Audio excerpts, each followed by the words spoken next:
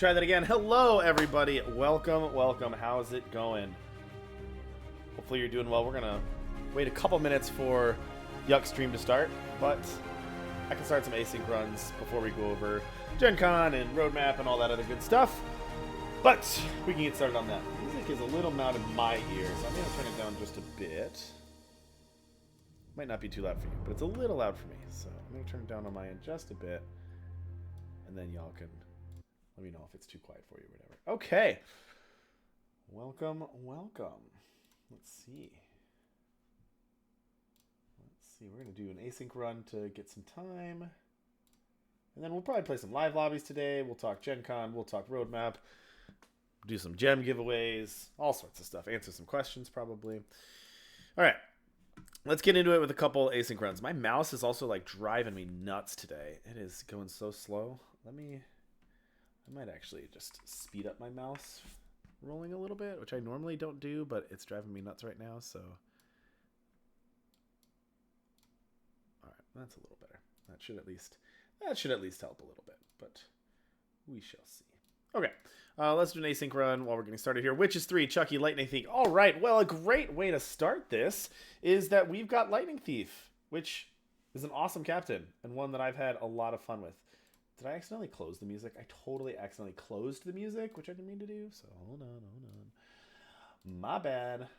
Look at me trying to do things on the fly. Messed it up. There we go. That's what I meant to do. Much better. Okay. Let me know how the audio is with the music. You should be able to just kind of hear it, but also not distract from the voice. Let me know, and we will update. Cool. All right. Boy Who Cried Wolf has been a lot of fun. I agree. I like Boy Who Cried Wolf. I think it's pretty fun. Haven't played too much with it, but we're going to play some Lightning Thief here. I also really like Zagreus too, but we'll start with Lightning Thief. So Lightning Thief says, after you cast a spell, capture it if your bottle is empty. One of the things that we are working on right now is the ability to see what we're calling created cards. So things like Jack in the Box or Lightning Thief here, when you full zoom, the ability to see what is created. You might know if you've ever played Marvel Snap, you might be able to see that because there's a lot of created cards in Marvel Snap.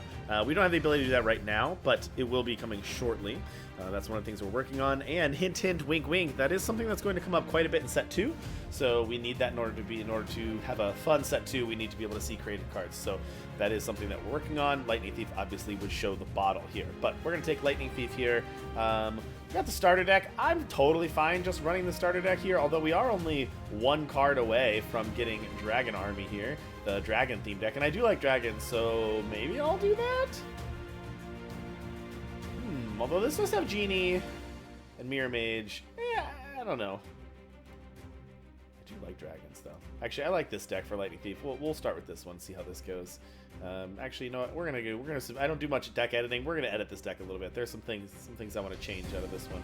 I'm gonna take out Fungal, put in Wormscale Tinkerer. I'm gonna take out Toto and put in Burninator. Gonna take out Morgan Le Fay and put in Thunder of Dragons. We're gonna kind of go like half spells, half dragons for this one. And then I'm gonna take out Fae Familiar and put in Drink. And we're gonna run that one. All right, let's go Lightning Thief. So as you can see, we got lightning in a bottle here.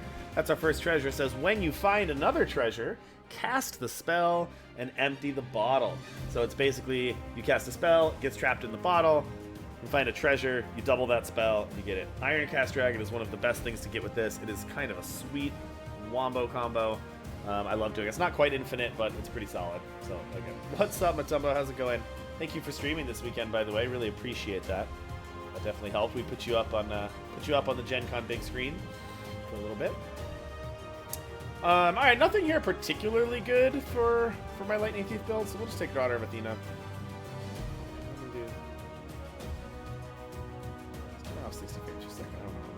Difference, but again, nothing great, but we'll go Stepmother. So we're going the best combo, both heroes and villains at the same time. What could possibly go wrong? We actually win that fight though, so not bad at all. We'll just take the silver here and good villain. I don't think we need to try to do a Jealous Stepsisters thing, so we'll just go Gingerbread. Oh, I meant to take Puck there. Sorry about that. That was just a misclick. And we'll take Monkey.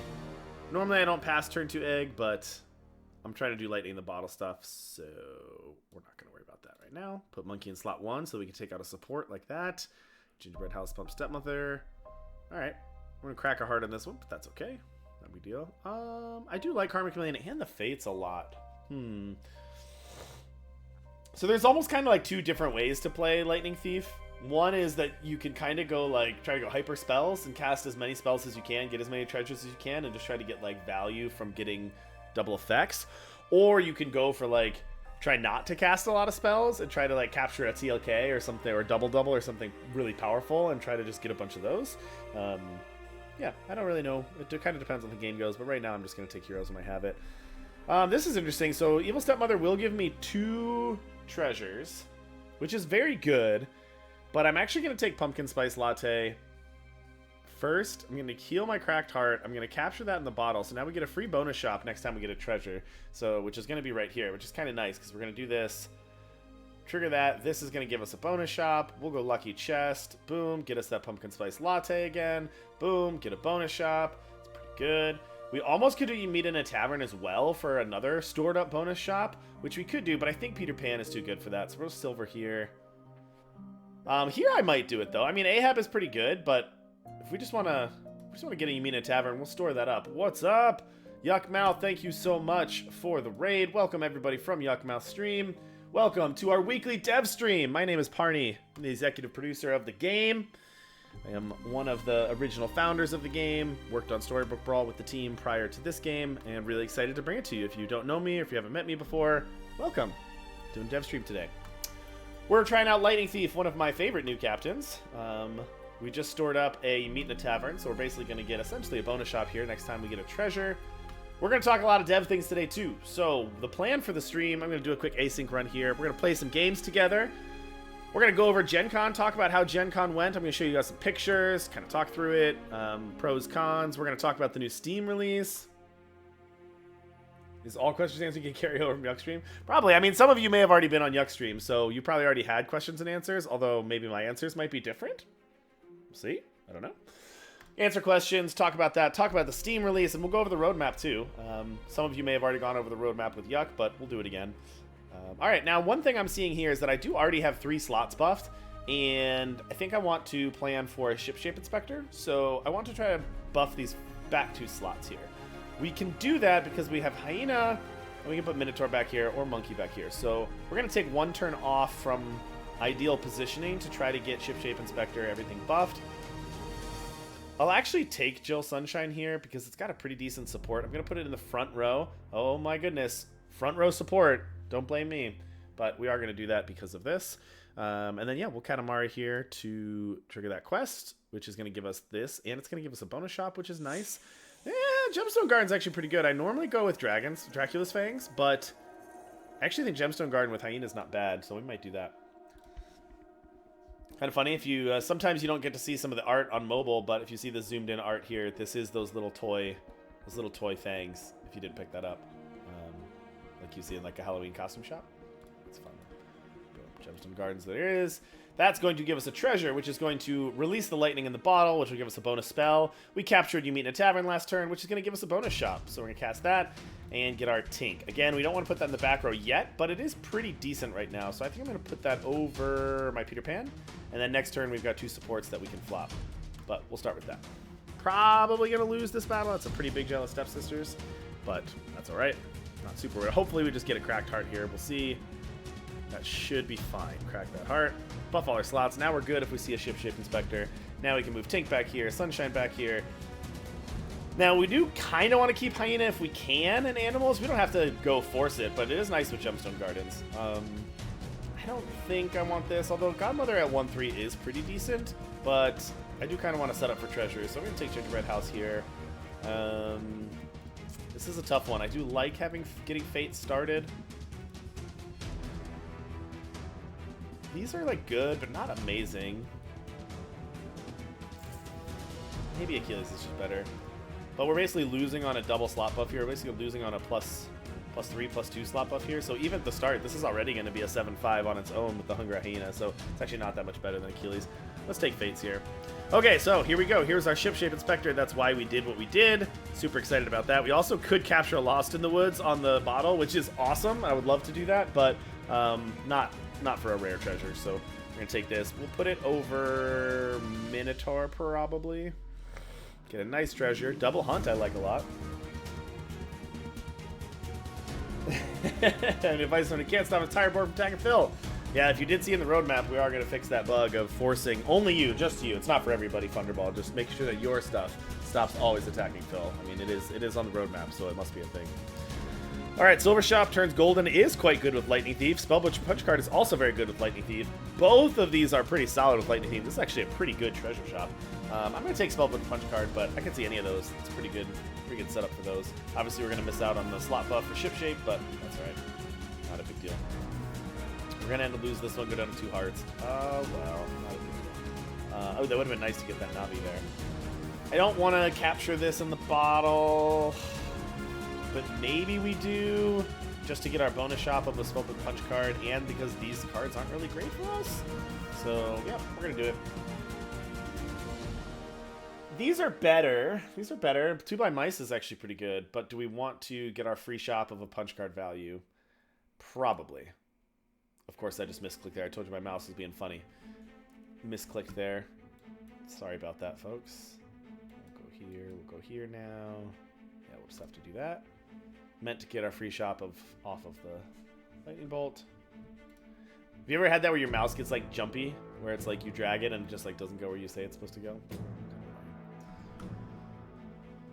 All right, Boon Willow, not bad. Give the back slots +2/+4. That could be pretty good. We've also got some things here, and that's going to get buffed by the Gemstone Garden. So this is actually my back slots get +4/+6, which is pretty strong. Probably better support than this, and probably better than Ship Shape. Anyway, Daisy Jones is also pretty good, but we don't really have a setup for it. So I'm going to take Boon Willow here. Blackbeard Spirit is kind of funny. We could get our pirates there. That's +3/+3 plus the Gemstone Garden, so +5/+5, which is pretty good. Now they do have to hunt to do it, and it's only the pirates, so it's like, okay. Should we just take the Silver Daughter? What if we did this? What if we put this here? And we're gonna get some slot buffs. I don't love that what we have set up right now is sort of like incremental increases. Like, it's pretty good, but it's not busted, so it's not going to get us like way ahead like we need to get to win. So we actually did win that fight, but I don't want to go too deep on animal slot buffs right now. All right, now this is interesting. So now we've got Genie, which is pretty good, especially with Lightning in a Bottle, and Spellbook Punch card. That's very good. That can get nuts. TLK is pretty good. This isn't like the best TLK board. Like turning a rare into a random epic is like not that great. So I don't think we want to do that. So we're going to take Genie here, but the question is what do we get rid of? Because Blackbeard's Parrot works with these two, Hungry Hyena works with these two, Boon Willow is giving semi-decent stats, although it's not like amazing stats, but it's semi-decent stats there. If we moved it here, it'd be even better. Maybe we should do that. I don't think we want to get rid of Parrot. We could even move Parrot here if we want to get rid of Katamari. Let's do that. Let's move that there. Let's move Genie here. All right, we're going to do the Grotto. This kind of works against each other a little bit, though, because like in order to get a lot of treasures, you need to be taking characters and goldening things, and taking spells doesn't do that. So there's a little bit of a not combo, but it's also not too bad. All right, get some nice slot buffs from the Blackbeard's Parrot. Ooh, they got a smug. That's pretty cool. I like where we're at. Okay, you meet in a tavern. Doesn't really do anything specific for us, but none of these do either. We could take Two-Headed Dragon over Hyena, but I don't think we want to do that. Let's just meet in a tavern here. Wizard of Oz. Interesting. It's gonna be better support than this. Eventually, after like one turn, so we'll take that. Alright, Elminster could be pretty good. We are kind of setting up for something here. If we can start getting our spells to rally off. We already have Spellbook Punch card, and we've got Lightning in a Bottle, so it shouldn't be too terrible for us to get this, cast 4 spells in a single turn, which would be pretty sweet. But it's not guaranteed. We need something to go our way, or one more piece here. Oh, I should have moved that first. So that was a mistake. I meant to move this first to a bigger slot buff before doing that, but I forgot about that, so my fault. All right, we'll do this again. Okay, Prospero's interesting. Could silver the Davy Jones and try to get another targeted spell, which I think is the most busted thing to do, because that would get this pretty big. Prospero is also pretty good, but I think Davy Jones gives us a more high roll potential. So let's do that. There you go. Take our mix. Ooh, Wormscale Tinker is also very good, but I think we're just going to go try to get as nuts as we can with this Genie. So we'll cast Mixo here. We'll actually leave the Genie there. No, we won't. What are the chances that our opponent has a 160 there? Probably pretty low. What if we went back here? Yeah, it's pretty big no matter what we do. So we'll just leave it there. Yeah, it wouldn't have gotten buffed or anything anyway. But I think that's our best chance to win this lobby, is to try to just do something broken. That's generally good advice for Galaxy, is try to do something broken. It's just generally the best thing you should be doing. Boom. Do a Mixo again. It's not going to do anything, but it's a targeted spell. Targeted spell. Let's double up again and trigger our Spellbook Punch card, which is nice. That gets our Genie pretty huge. Jasmine Dragon's worth considering, but honestly, we're just going to do it again. See, we're almost like one spell away from getting Elminster. Will this trigger? Yeah, let's get that. No, that's not the 100 one. That doesn't matter. Yeah, we just need to get like one more spell. If we capture a Lost in the Woods, we find a treasure, will give us this lightning in a bottle, which would be nice. But this Genie should be big enough where we can start making things go nuts. I mean, this is interesting. We can silver that Elminster. I mean, all three, every option in this whole shop is good. Burninator is insane. Elminster Silver is good and gives us free shop. But do we just do this? No, I don't know. This does give us the most broken chance to do things, I think. Just double it. Silvery Moon it. Get a free shop. Now we'll get our Silverminster. See, it worked out the whole time. Oh my goodness, look at this. Boom, make it golden. Double it again. Yeah, that's how we do.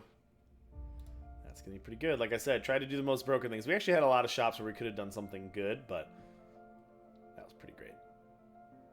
Yeah, your ranged Moonshadow's not going to do anything.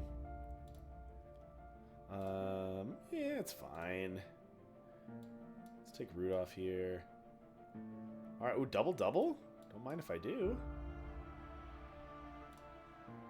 Yeah, man, we should be cruising to victory here now, which is nice. If anyone has any questions while we're playing, feel free to hop in. You're welcome to ask anything you'd like. We are a pretty open company with things, so I can pretty much tell you anything you want to know. Ironcast probably would be amazing with Lightning Bottle, but it's just like too late at this point, so not really going to matter. Take that, and let's get our victory here. Beautiful Poison Apple VFX, one of my favorite. Love that. And our Genie took us to victory. Boom. There we go. Victory. All right, finish. First place. We unlocked a Scalator for Lightning Thief. That's pretty nice. We leveled up. We got 2 more cards. Let's see what cards we got here. Sabrina and Flopsy. Ooh, I do like Flopsy quite a bit. Flopsy on Dragon Mother is nice. We're almost complete on Dragon Mother, too. 70 out of 80. Nice. Okay. Which dev is the best Galaxy player? Yeah, it's a good question. I don't know. It's actually fairly even, honestly. We play whenever we do like playtesting. Obviously, it's a little biased. We're not trying to like rank up ladder. We're just kind of playing dev games against each other. Who's the best? If everybody was actually trying, I'd probably say Sam. But I don't know.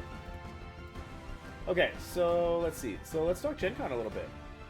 Well, let me check my Discord, see if there's anything important. No, Scott, it's just you sending me messages. Which is very important. I love when Scott sends me messages. It makes my day, because they're usually awesome. Because, Scott, you're brilliant. Okay, let's take a look at the map here. I wanted to kind of talk through where we were at. Hold on, I gotta change my OBS here real quick. So y'all can see.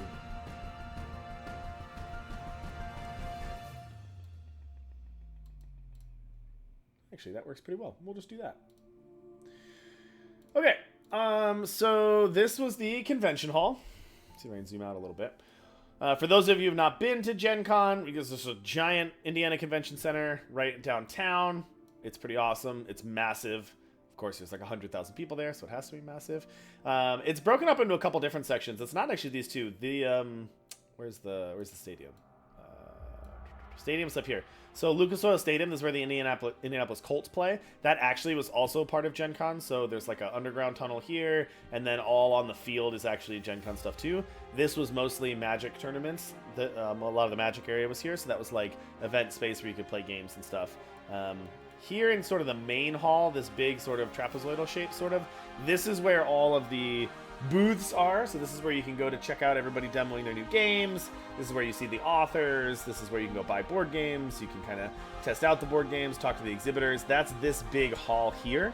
That's where sort of the meat and potatoes of it is. That's where most people go. And then as you go down this hallway, kind of passing over here, this lower section here is what they call the event space. So this is more of the place where you can test out the games, or you can play in tournaments, or you can do different things. So that's where you would have some Magic, some Lorcana, some different things. Just basically, if you think of like a big card tournament, you'd have a bunch of tables set up here, and people can sit down and play their games. So the setup that we have is like kind of awesome in a weird way, because we're not an exhibitor, so we don't actually have a booth up here in like the booth space, but we are an event place where you can play the games. But we're right here, right on the transition. See where it says Million Dreams Games here? We're right here on the transition space. So it's actually awesome because the doors to get in the exhibit hall are right here, and that's where you come in and where you leave, and like where there's food and stuff. So it was actually an amazing space because people kind of walk through the convention hall, come over here, and they see all this energy of all these people playing, and we're like right where you walk out. And then vice versa, when people come in the morning, the doors to get in were right here. So everybody kind of lined up and hung out right here and played our games. So this is actually one of the best spots. I'm really happy with our spot here. It was very, very cool. And then we're also like up against this wall here, which was nice actually, so that we weren't like squeezed between two people. So it was like really cool, our spot here. So that's basically where we were. Not in the exhibitor hall, but kind of right between the exhibitor hall and the event space, if that makes sense. But it was very cool. I do have some pics. I'm going to show those in a second.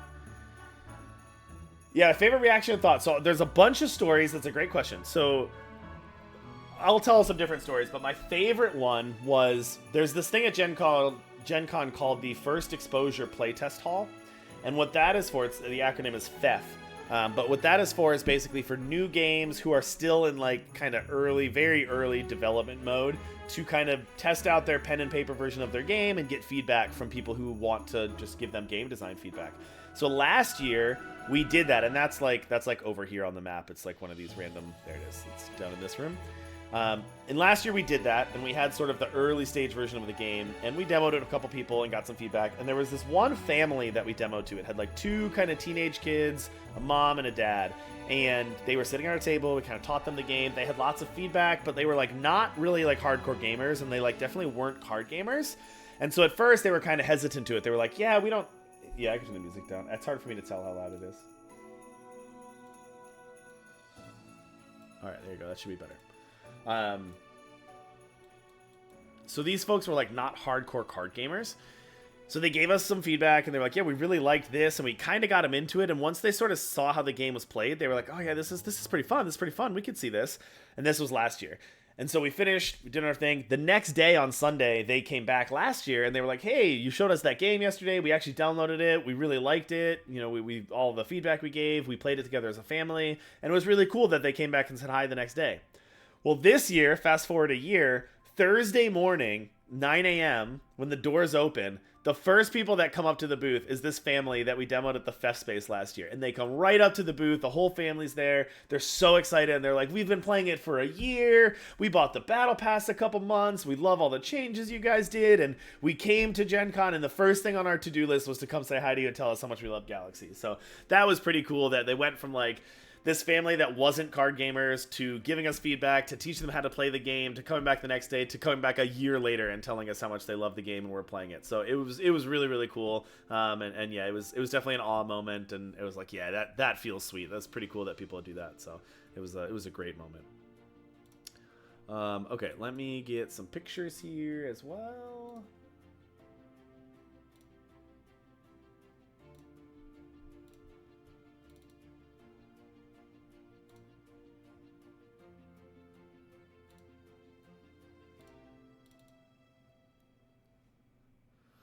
Okay. Let's see if I can. I don't know if it has like a built-in slideshow, but that's okay. Let me check OBS real quick. Yeah. Okay, so as I mentioned, we were kind of up against this wall. So one of Zach's brilliant ideas this year was to have coloring pages. So we had both the tokens that you can see here. We also had these coloring pages, which were awesome. So a lot of families, and honestly a lot of adults too, just you're spending so much time at this convention, you're walking around the hall, and you just kind of want to sit down and relax for a few minutes. So this is one of the things that Zach came up with, and I thought it was really, really well done. Scott and Zach put together these coloring pages. They took some of our awesome art and turned them into really like high quality coloring pages, you know, thick paper with crayons and everything. And these just went wild. I mean, everybody loved these. We ran out of paper. We had to reprint these like 2 times throughout the weekend because people loved the paper so much, the coloring sheets. And it was pretty cool. And it was fun too because you would have like parents, you'd have like families where you'd have like a mom and dad and a kid wanted to play the game, and you'd have the kid color while the mom and dad played the game, or vice versa. Sometimes the kid wanted to play the game, the mom and dad would color. It just worked really well. Puffy Wuffy, awesome. That's awesome. So that's one picture of it. I guess I'm not doing a slideshow here. Can I move? Yeah, sorry. We'll just open like 10 windows. Who cares? All right, so this is from the first day. We actually changed this. We actually put up a big white screen here so you could see the video better. But this was before we had the white screen put up. But you can see we had this kind of table. I have another picture of the table. Actually, we'll do that one first. So this is kind of what the table looked like. We had about 15 iPads set up on these awesome stands with these chairs here, and then we had some other areas. This is us setting up. So we had these banners. You could come up and play. You could sit. You could stand, and you could test out the game here. So that's kind of how the setup works. So this is Yuck demoing the game to a couple people sitting down and playing. And this is pretty much all weekend. Like these tables were just full. See, there's somebody coloring. These kind of the coloring sheets. Oh, this is my beautiful dragon there. I had to prime it with some coloring. And then we had the screen. Like I said, we changed this to a big white screen afterwards, so it looked a little bit better. But yeah, that's essentially how the booth worked. And people would come up, and these tables were like full the entire time, honestly. Like once it started to the end of the con, these tables were full of people. I mean, we had some lull moments, but honestly, like there were more times where there were people waiting to play, waiting for an open spot than there were empty tables. So it was pretty cool. Yeah, it was pretty cool. It was a pretty cool setup. All right, let me close all these windows I opened.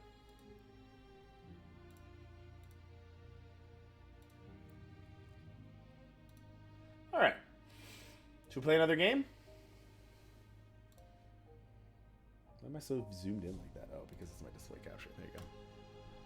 Cool. All right, let me get a quick drink of water. But yeah, Gen Con was great. We had a bunch of... yeah, he was. We had a bunch of people come up and say good things, and it was just a good time overall.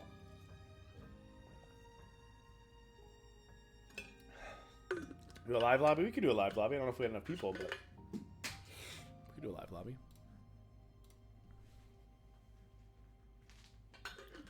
RK4J. RK4J.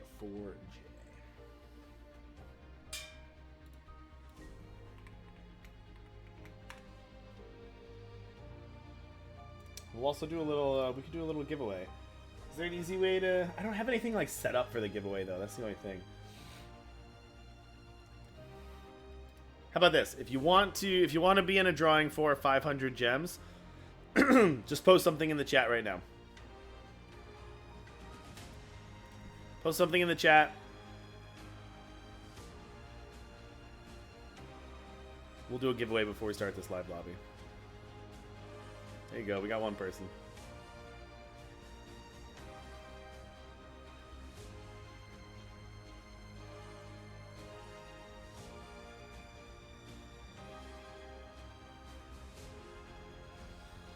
One, two, three, four.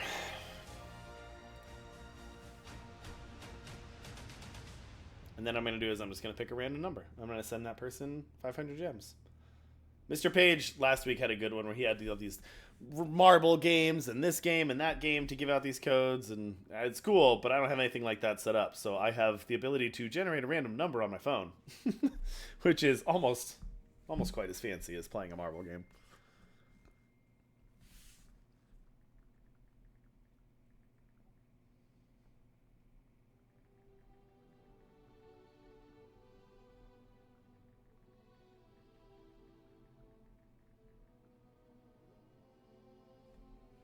And we got one more slot in the lobby as well. All right, I'm going to count down from 30. And then after that, I'm going to give out some codes. Bring on new devs anytime soon. Probably not in the immediate time frame. Probably not in the immediate time frame. We're always looking for good people, but like to keep our team pretty lean for the time being. About 20 seconds to get in on the drawing, and then I will do that. All right, we also got a full lobby. We got SRFS, Admiral Cran, myself, Sashimi, Timzaturd, and Plormorant. Probably butchered all those names, but that's okay. Not my favorite captain select, but... Should we just go Witches 3 and go Villains in the back? We do have a good Jack Sparrow deck, though, don't we?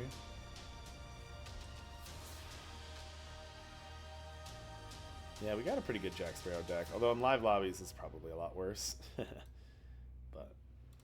Wait, that's not my Jack Sparrow deck. That's the starter deck. That's my Jack Sparrow deck. Alright.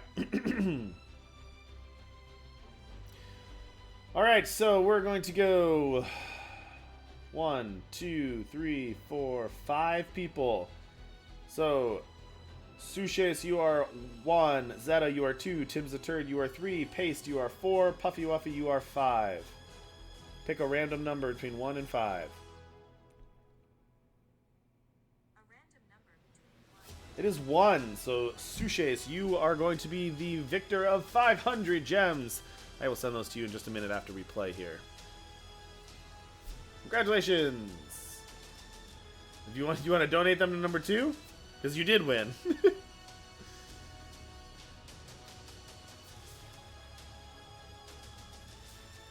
All right, take a tie there. Are we Plunder Penny gamers? Of course we're Plunder Penny gamers. Although my Puss in Boots didn't hunt, so is Plunder Penny gonna hunt with the 1/1? Sashimi, you gotta let your Plunder Penny get my hit in. After you close the game, you cannot open it again unless I restart Steam. Interesting. I will note that to the devs. I don't know why that would be. Wow, my 1/1 is definitely not gonna hunt there. How do you have... Jeez, that was quite the start, Sashimi. You know, we're trying to have fun here. I don't know what that's all about.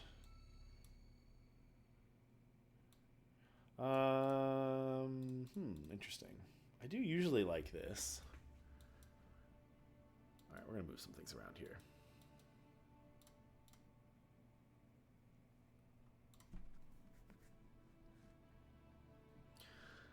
So what, we got Trash Panda, some Artemis, Princess Anne. We got some powerhouse captains here.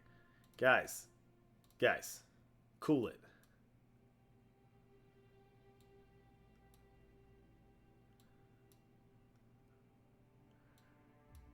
Alright, I guess we gotta get some stats. It's supposed to be a fun game. Come on now. It's not a serious game. It's not tournament yet. Tournaments are launching soon. All good. I'm just teasing. Just teasing.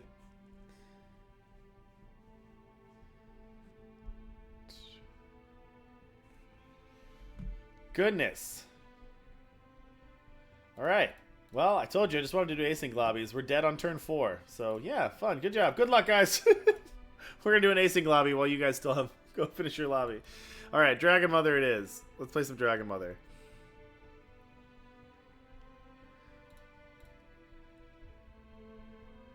Is this our Dragon Mother deck?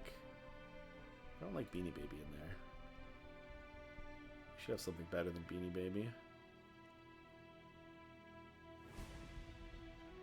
I guess I like Beanie Baby in this because I just want to survive, but it's got to be one of these, though. Although, you don't really need a bunch of top end with Dragon Mother.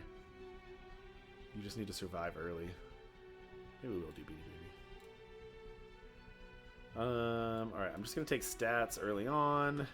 Actually, I'm going to take the puck, though, because puck is helpful with egg, because it turns it into an egg.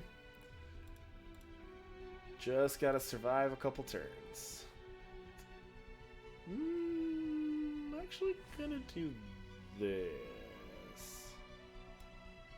Actually going to do that.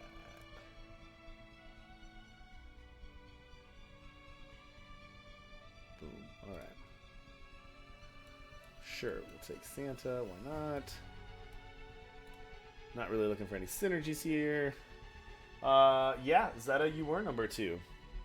So if Suches does not want the 500 gems, then I will send it. Well, yeah, I'm playing right now, but I will send I will send you a code as soon as. I guess I started the game. You're right.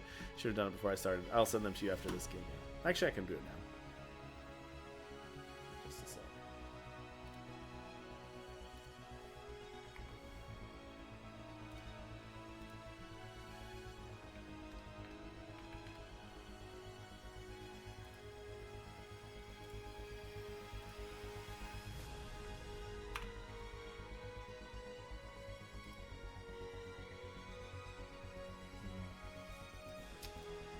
All right. Zeta, are you in the Discord? Some Twitch setting that is bugging me right now. If you're in the Discord, I'll send it to you there.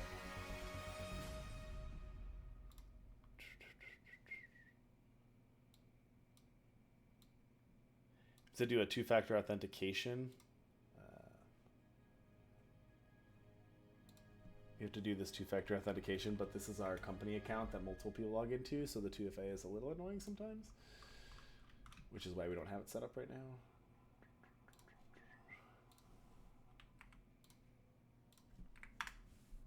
Should be. The Discord button, I believe, is in settings. I think it is. But that should work for you. Let me know if it doesn't.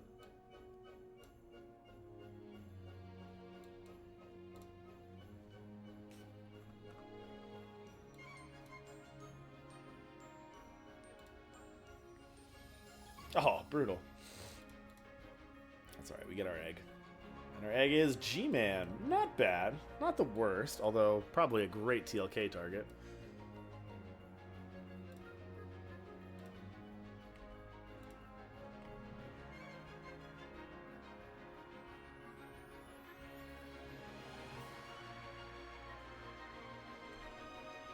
Alright. There you go, Zeta. One sec.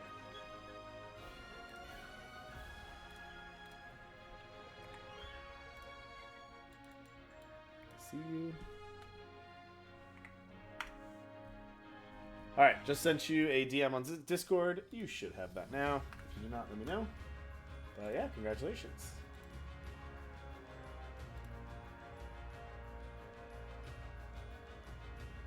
Oh, you can just do exclamation point Discord? You know, I set those up, and then I kind of forgot that I did it. There you go. I just went in and copy and pasted, but you're right. I should remember that I set that up. I got a lot of things in my mind, alright, Matumbo? I got a lot of things. I got a lot of things about Galaxy I'm still thinking about. Ooh, Navi, sure. I'll take a Navi. That seems great for us.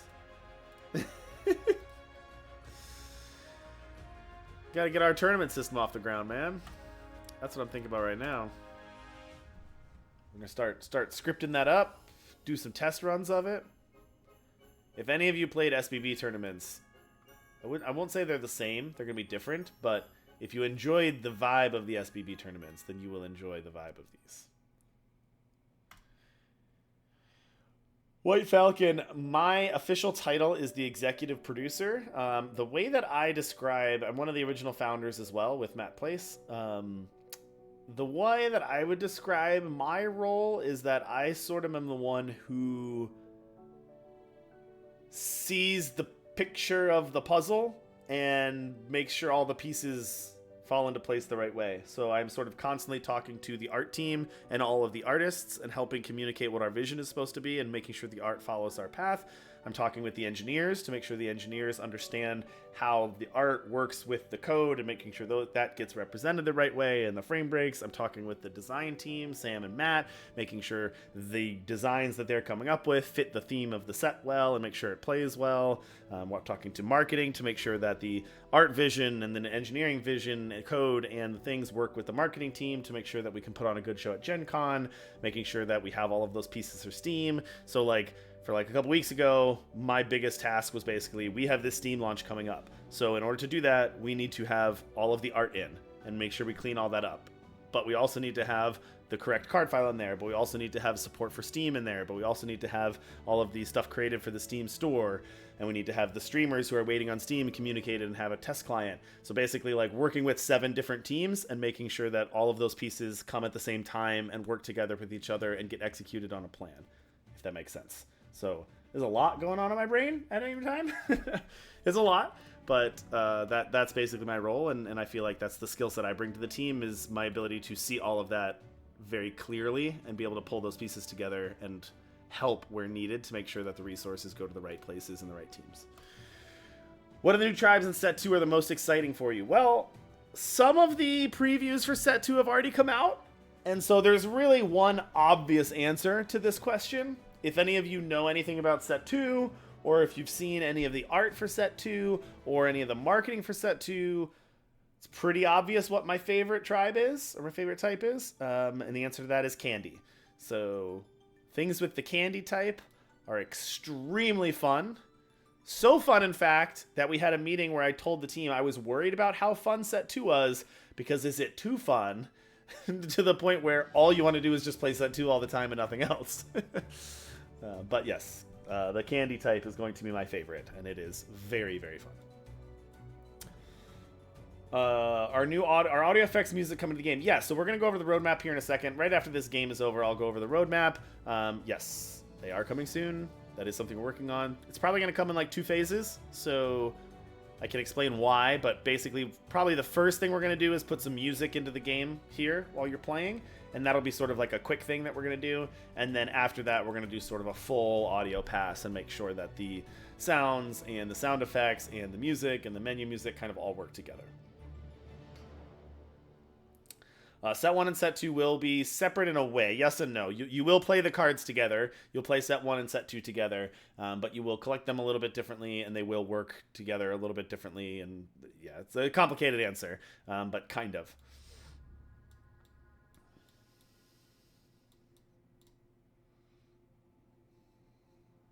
Just made my board so much weaker, but well, the good thing, Justini, is Candies and dragons work together very well. They are very synergistic with one another.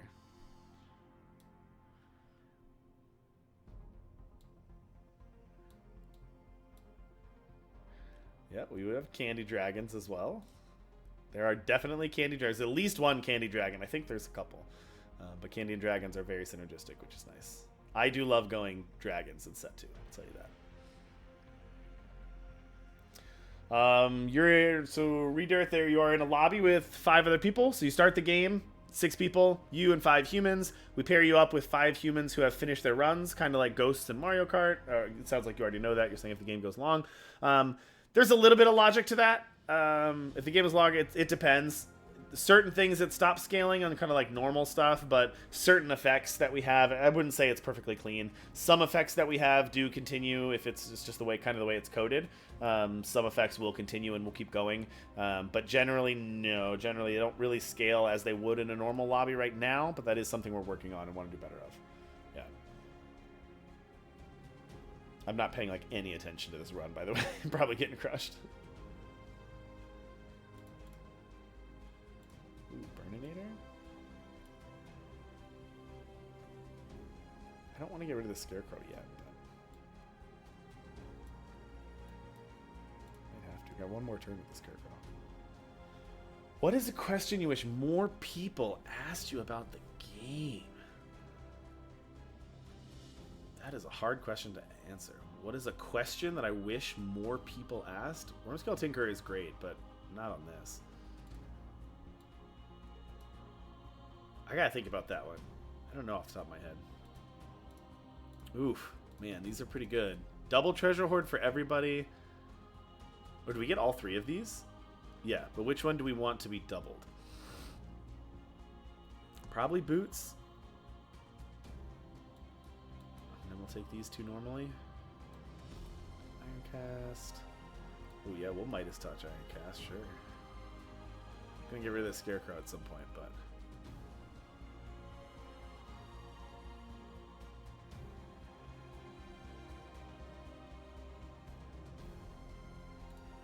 Alright, that's okay. It's just a crack. We'll be fine.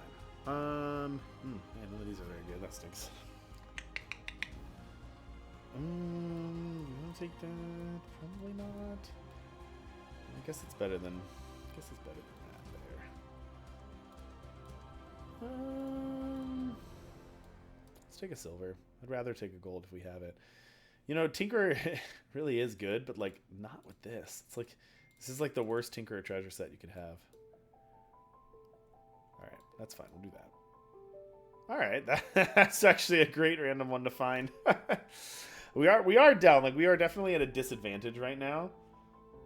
So we need to find a little bit, but I hope we have enough time. Because we basically have 3 losses. We have 3 losses to figure it out. Or 2 losses to figure it out, and then we're done.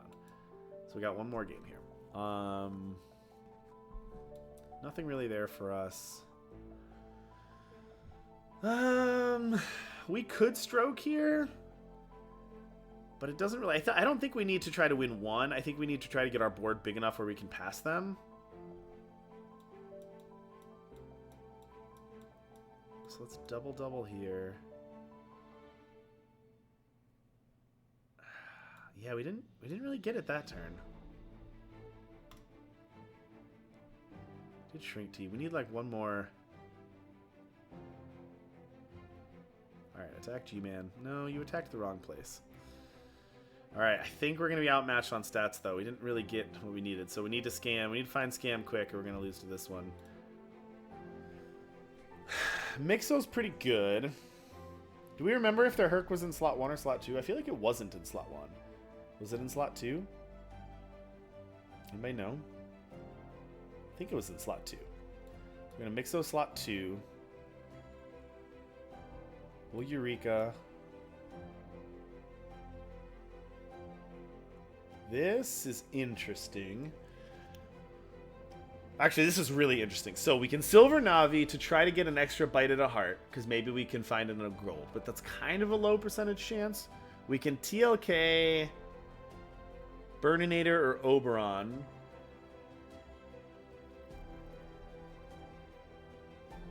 Yeah, I was going to say, we can try to TLK...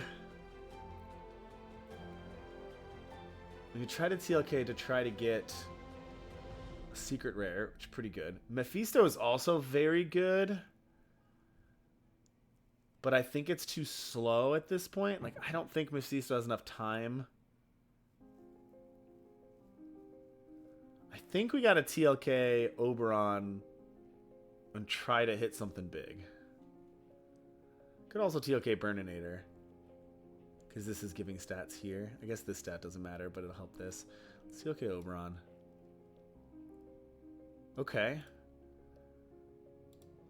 Yeah, I mean, not the worst. It's probably not enough, but...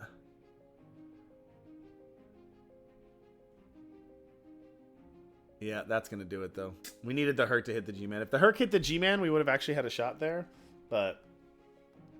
Oh well. Still fun. Okay. Let's see. Yeah, I think TLK Oberon was the best plan there. Let's get... Do I have the right version of this?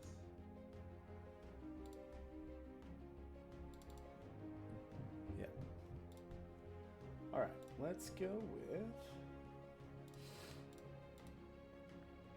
I gotta zoom this out a little bit. Hold on.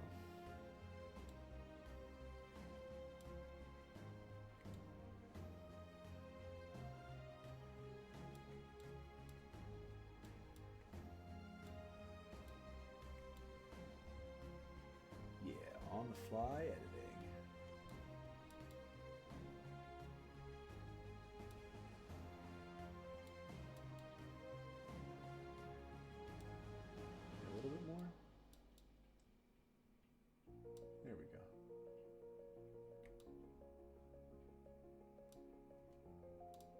All right, how does that work? Everybody can see okay? It looks a little... why don't we do this? Let me put it here. I'll actually go here. I'll hide my... no, we won't. We'll do this. Okay.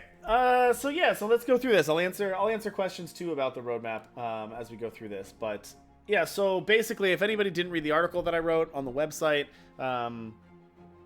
basically these on deck things at the top are basically, these are things that the team has already started working on. These are things that are in progress.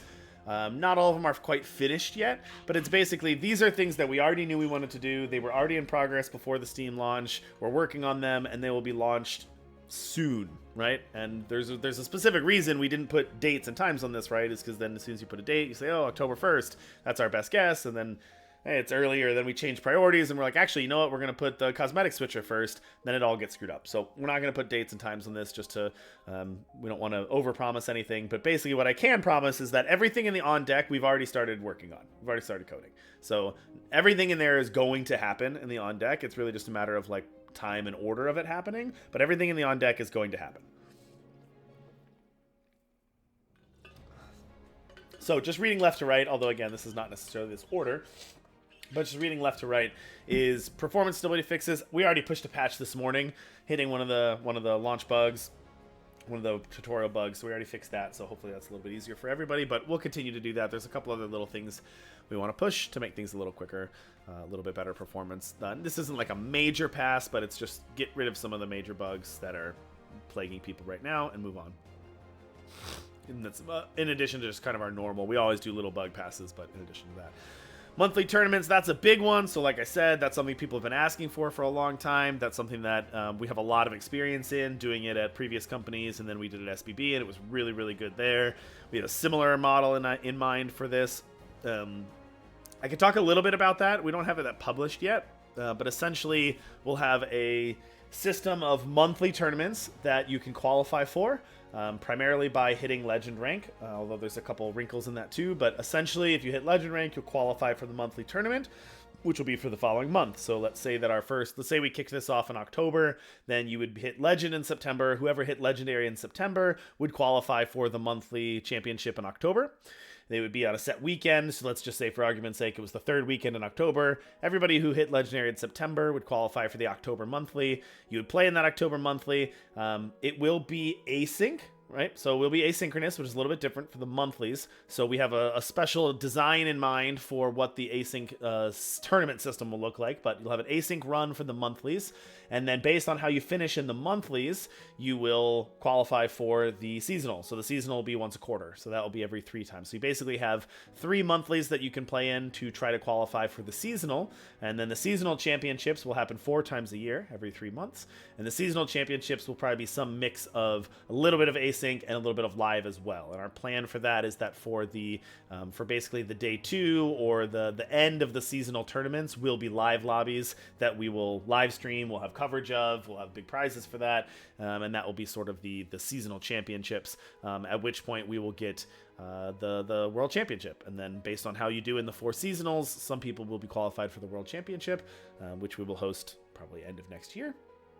And that'll be a big build up to that, which will be live lobbies as well. So pretty exciting stuff coming up for that. Live lobbies. This is sort of the PvP ranked mode. So this is something, obviously, we knew a lot of people have asked for that for a while. There's a lot of reasons why we didn't push that first, and I'm happy that we didn't push it first, but we are at the time now where I think it's time to put that in. So we are working on that at the moment, trying to get the right matchmaking, the right timer system, the right visuals, the right everything for that, so that your live lobbies, if you are the type of person who just wants to jam group lobbies live and you don't really care as much about asynchronous, we want to make sure you have a good experience there. So that is next on the horizon. So these are kind of the 2 like big ones. These are the 2 big changes, 2 big feature sets we're working on at the moment, and those are probably the 2 biggest next things to come. How happy am I with the current downloads, number of ratings? I'm pretty happy. So obviously our sky's the limit, right? We dream pretty big, and we hope and expect this game to really take off. That's why we're all pouring our souls into it. I think it will. I firmly believe it will. I think the gameplay is The core gameplay loop is really, really, really good. I think we feel really solid about that. We just need to tweak a couple things, make a couple features that people like, and then really just get it out there and make sure that people enjoy playing it and people know about it is the big thing. But yes, I would say that we are very happy with how the growth has been, especially since Steam launch. I think Steam went really well for us. A lot of people downloaded the game on Steam and leaving pretty good reviews, so we're pretty happy about that. If you haven't left a review yet on Steam, that would actually be really helpful. Steam does share the game and promote the game based on the reviews, the number of reviews, and the quality of the reviews. That does help us a lot. Actually, I think reviews are the type of thing that sometimes players don't realize are as impactful as it really is. It really matters. Not really for our pride. It actually matters for the numbers based on helping you download the game and helping the game get in front of people, and when they refer you and when they don't. Reviews are a huge part of that. So if you haven't left a review and you do like the game, please do so. Cosmetic switcher is kind of a simple one, but it actually is important as we give out more prizes in like tournaments and live lobbies and different things, and we get to set 2. I know a lot of people, hey, I don't want this skin, or I'm gonna get a second skin for Loki and I want to switch that. Being able to switch your cosmetics, turn them on off, your settings is actually kind of an important thing. So we need to get that in before or alongside some of the other stuff we have planned. Daily first win bonus. So this was something I talked to somebody about in Discord last night. I wouldn't really overthink this. It's nothing fancy. It's really just we want to reward people for playing, and we want to give you bonus points for playing different captains and trying to try the game in different ways. So it's really just our way of little things in our way to just be like, hey, if you ever played Hades and you can go in and based on which weapon you choose, it gives you, hey, you get double points, double XP for this weapon if you haven't played with this weapon in a while. Something similar, just, play the game in different ways, get some extra stuff. Nothing crazy. It's just to try to reward people for playing. And then set 2. So set 2 is going to be sweet. That's haha, tongue-in-cheek joke. The set 2, the candy set, the sweet set is going to be really, really fun. That's coming soon as well. I would say we're, 90% done with the card file. I would say the set is pretty good. The set is in a pretty good state. We got to get some more artwork in, but we're going to do some alpha testing with beta testers soon outside the team. But the set is finished to a point where the internal team can play it and jam a whole bunch of games, and it feels great. So that is coming soon. So that's sort of the on-deck stuff. What's the bonus reward for winning with the Duster? Oh, that is basically you get double XP, essentially. So you get double stars. So your Battle Pass stars that unlock cards, you get twice as many. So whatever your finish was. So if you win, I think it's like 4 stars if you win, you would get 8 instead. So you basically get double progress, double rewards on it. You get a lot more cards. So that's all the on-deck stuff. The in-the-wing stuff, so this is basically like, not that we haven't started working on these things, but these are things more in the, hey, we've talked about these things, we've kind of spec'd them out, we've kind of planned them, we want them to happen, but they're not like currently in development that are going to come anytime soon. So it's more of like, yeah, this is something we got to do. Let's spec it out. We're working on it. Let's get those brainstorming down. Let's noodle on it. Let's let it sit for a while before we implement it. Audio music, like I said, I think we'll do kind of a quick audio music soon here just to get some music in the game, because that's something that a lot of people requested. But like a full audio pass with custom music, custom SFX, that's probably going to take a little bit. So we're going to work on that a little bit later. Always upgrading the UX and the VFX. So if you like the Poison Apple VFX, that was sort of our test run of having one of our artists do a hand-drawn VFX. We can do like easy particle effects and things in code, but having an actual like hand-rendered, hand-drawn animation, kind of classic Disney style, where somebody actually like sketches out it and draws their own animation. That was our test run of that. I think it looked amazing. I'm really, really happy with the Poison Apple VFX. So we've got a whole bunch of those queued up, artist hand-drawn VFX that I think those are going to really elevate the game. I love when the Poison Apple effect goes off. Having a bunch more of those. We got to make sure that the timing is right so it doesn't take too long. We don't want to slow down the game at all, but visually it's just incredible, and we have a bunch more of those lined up. Deck builder is not very good right now. No, it's not surprised to anybody. We got to kind of redesign that, make that a better experience. Friends support. This is a game we want people to play with friends, so being able to have friends lists, be able to add friends, compete against friends, get bonuses for friends is all there. People asked what competitive enhancements means. It's kind of a weird title. Don't really know what to call that, but there's a lot of requests that players have about most of the people in Discord are spikes, right? A lot of them are the most competitive players. They're the top 10% of players when it comes to competitive. They want more competitive things, right? Yeah, Justine, that's sound effects is very different. Yeah, that's different. I think we're supposed to turn that one off. Maybe we did in the most recent patch, or maybe it's the next patch. But yeah, the VFX and the SFX are totally different. So we'll do a different sound for that for sure. So these competitive enhancements are just kind of things that, like, hey, I'm a competitive player. I wish I could click a button and see the details of the lobby. I wish that I could click on my captain and see what was in my deck. I wish that I could see what buff something. There's a bunch of those random requests that, we don't want to put right in the face for a lot of new players, so we have to be very careful with how we do it, but we also want to make sure that those things are available for players who want them. So thinking through a good plan and a good execution of how do we give that information, how do we make that information accessible to spikes who want that information while not flying in the face of the majority of the player base who plays the game casually, is something we got to figure out. 99 player lobbies, probably not anytime soon. It's fun, but it's sort of a fun gimmick. It's not something where people will play very often. Yes, Redirth, here I can show you real quick. We'll pause on the roadmap and I'll show you real quick.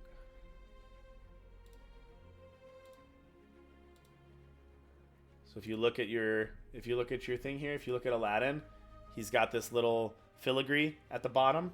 He's also got sort of white colored lines around the banner.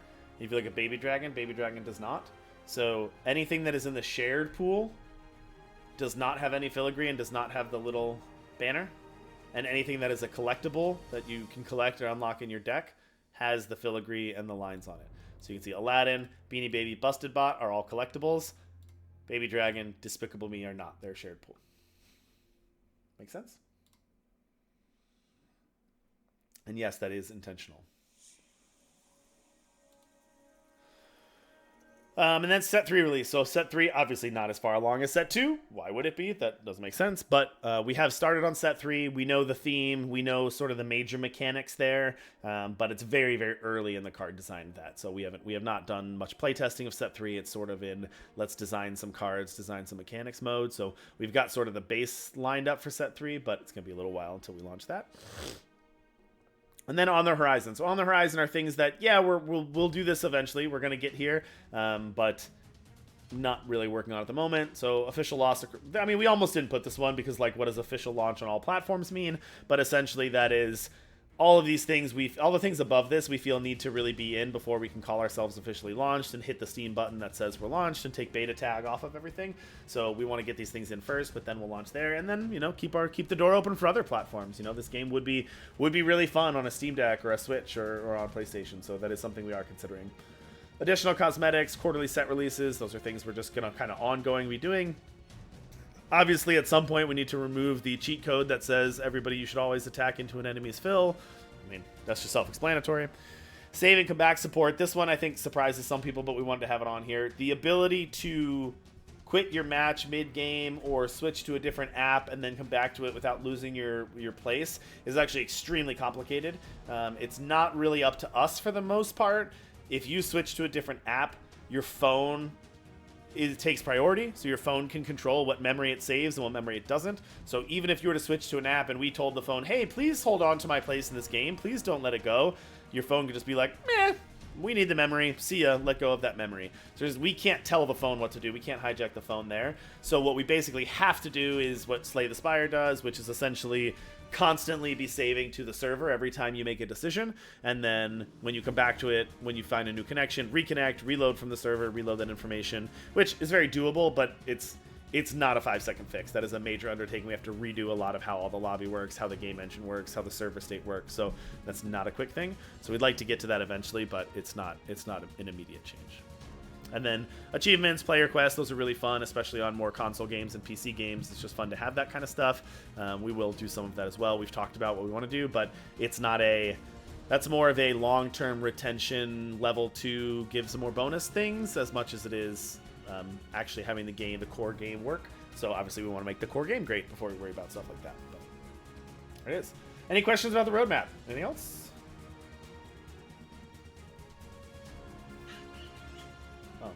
you go. Alexa's in here. She can tell me which things I was wrong about, but I think I did a decent job of not getting too technical on people.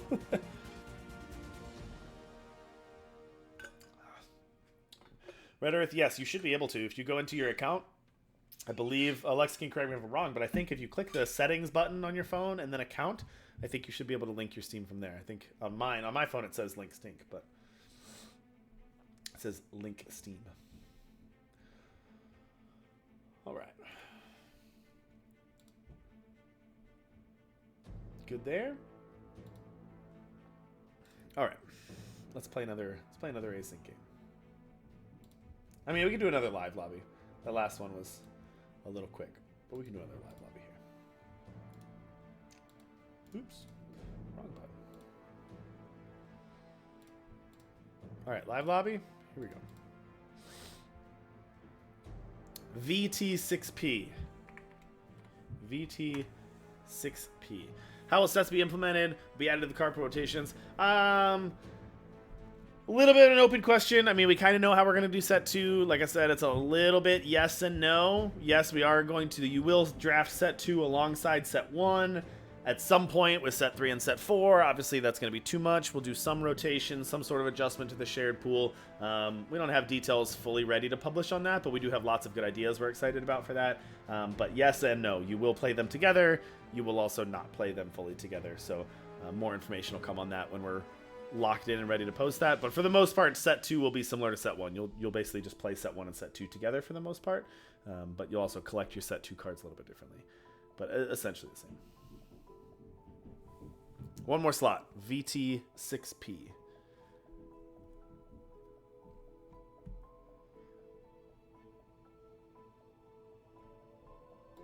All right, let's fire. Admiral Canyon, Justini, Plurmorant, Boxy, and White Falcon. Let's do this.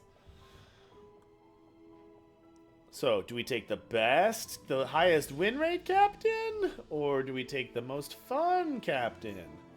Win rate captain? Fun captain. Win rate captain? Fun captain.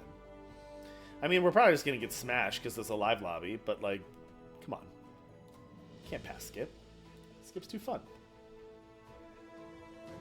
Do you see set 1 getting new cards before set 2 comes out? No, I do not believe we will see any new set 1 cards. We will not see any changes like new cards to the shared pool before set 2. No, I don't believe so. By that point, you'll just have set 2 at that point. We'll have new captains, but actual changes that we really like how the current shared pool is and collectible pool. So, no. Okay. Sure. Minotaur. Shadow or Cowardly Lion? Interesting. I don't... Alexis, why did this get a... if you're still in here, Alexis, why did this do a big exclamation point animation on Skip? When I took something from the shop. I didn't understand that. I guess let's take Cowardly Lion here. It's the most sats, technically. We got a Lightning Thief, we've got a Galahad, we've got a Lamppost, a Midas, and an Aegon. Some pretty good captains in this lobby, too. I do love Lightning Thief. Lightning Thief is really, really fun. I like Lamppost a lot, too. What'd you pick, Justini? You picked Merlin. That's my guess.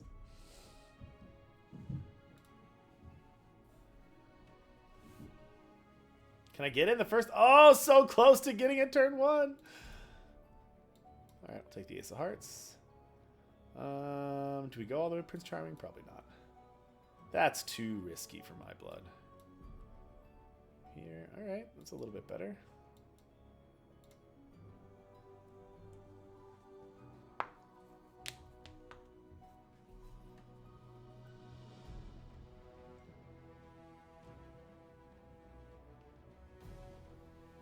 I am trying to see if I did miss any other questions.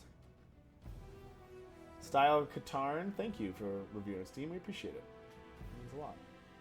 Would a way to automatically track stats be under criminal enhancement? Yes. Yes, it would. Stat trackers are interesting because they don't work super well on mobile. So that was something with SBB when we were working with a 17 lands type company. It was a little bit tough because it didn't work on mobile and it did work on PC. So it was a A little wonky, but yes, that would fall under competitive enhancements, yeah. Let's get some pirates. Some big stats here. That is pretty big, but this is bigger. We have 0 slot buffs, right? I don't think so, except that it is a 17/7, so I might just take this just for stats. As weird as that sounds, it's just bigger.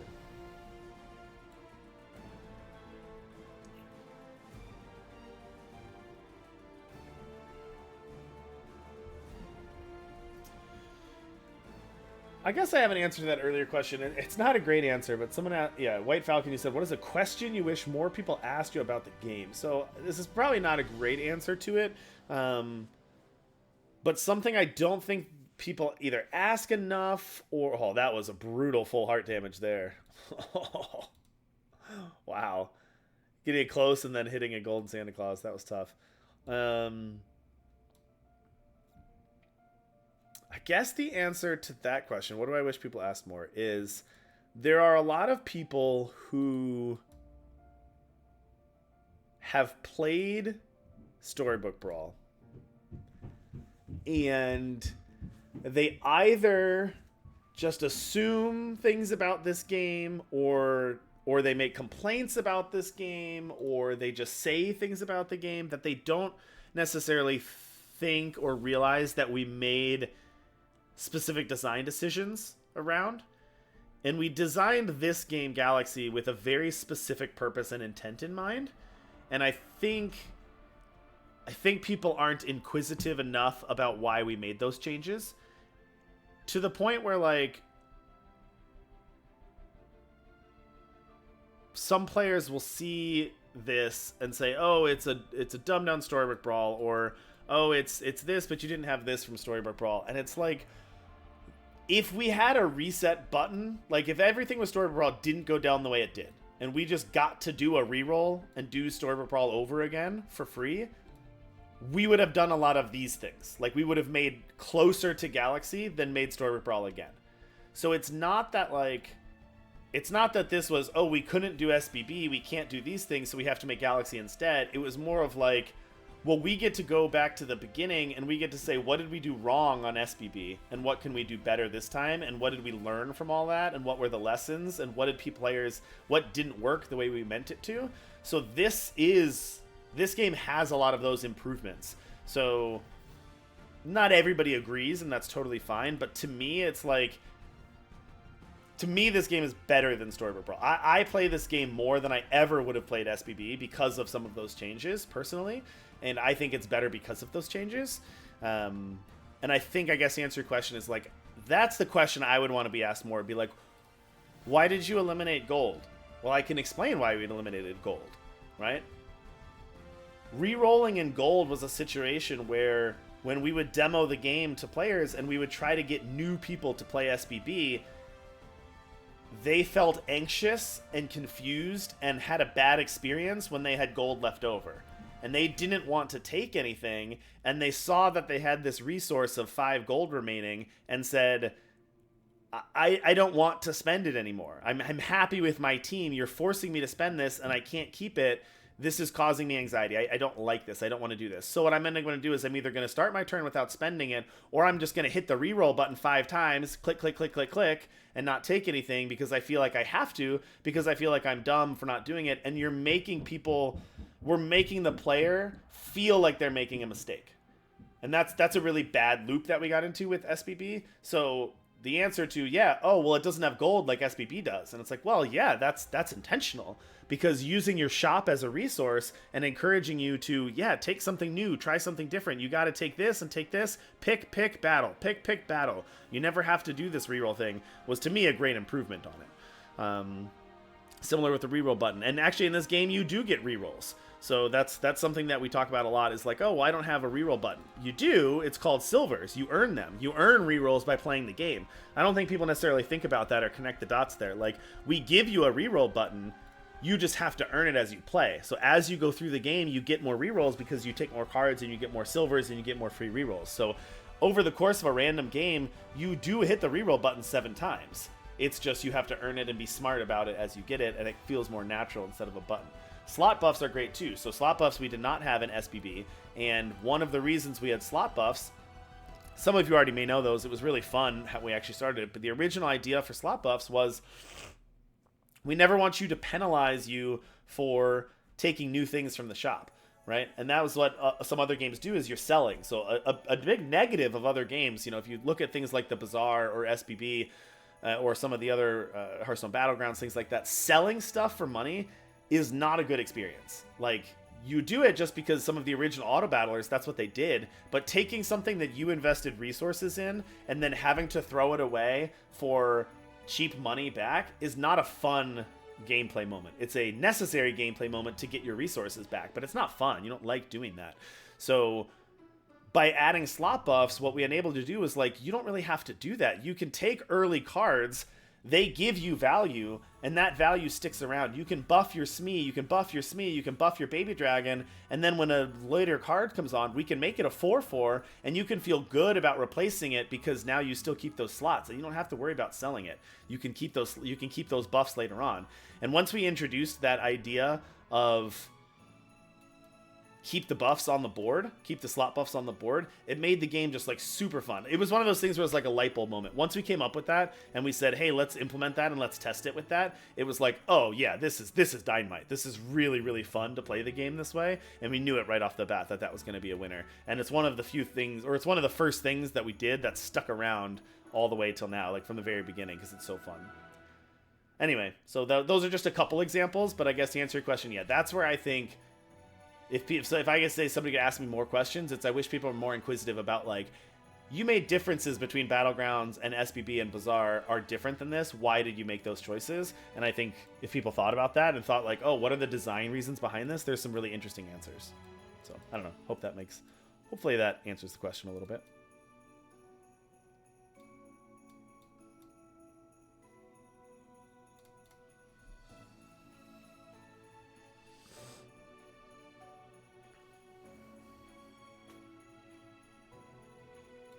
All right, so what do we got here? We got double copies of Maximus. So we're just going to get a bunch of characters later after we play for a while. Okay.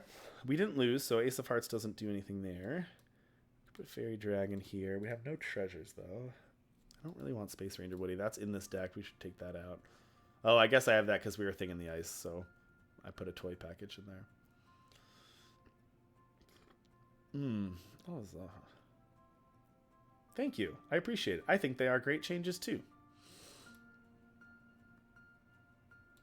And more importantly, they're thoughtful changes. Oh, that's not what I meant to do. That's another one where I'd meant to grab the spell. I don't know why it clicked off of that.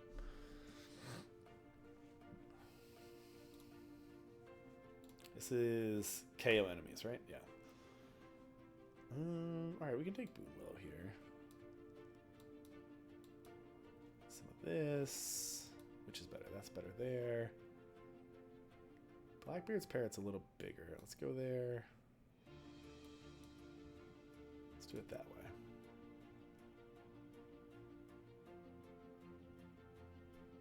Man, we're getting beat up by Santa Claus today across our games.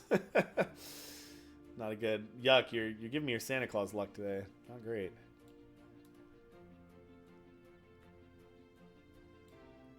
Yeah, I guess we can goodie bag. Yeah, our runs have not been nearly as good as last time. Another golden Santa Claus again. Whew. We're going to take full heart damage for that? Oh. Man, that was brutal.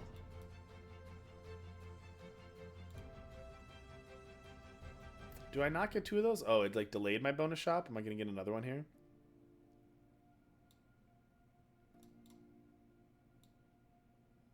Is this better? Do I want that? I don't think so. We need to survive here. Because we're getting crushed by... Man, I just have nothing. Nothing at all. I guess we'll do that. Alright, I guess Dragon's pretty good. I think it's probably too late, though. Let's go Silver Goodie Bag, I guess. 7/7. This is 3/3.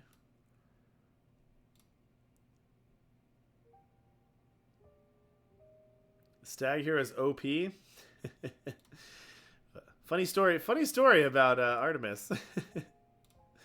It is very fun to play. It is highly picked.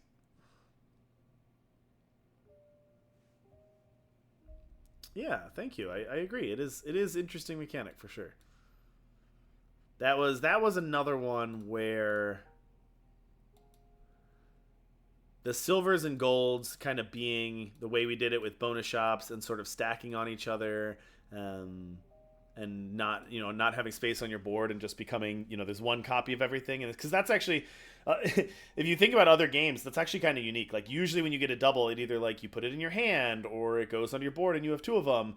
It was pretty different saying, hey, we want to combine them all, and you just finding the second copy upgrades to silver, upgrades to gold. That was another one where when we came up with that idea and we implemented it and play tested it, like the first game you played with it, and it was like, what if the second copy just turned it to silver and gave you a bonus shop, and the third copy upgraded it to gold and doubled its ability and gave you a treasure? And then we were like, yeah, let's play test that. And then we play tested and we were like, oh my gosh, this is amazing. Like this is so fun. We're like, yeah, this is it. And you just have those moments where you're like, yep, that's it. That's the thing we're doing. And that was that. Definitely felt right for sure. Happy with what we did there for sure.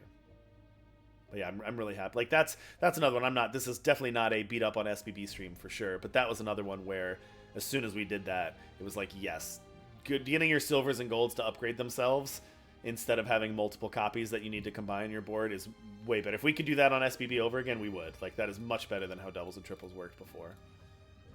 No question. All right, how do we not die here is the question. We take as much stats as we can.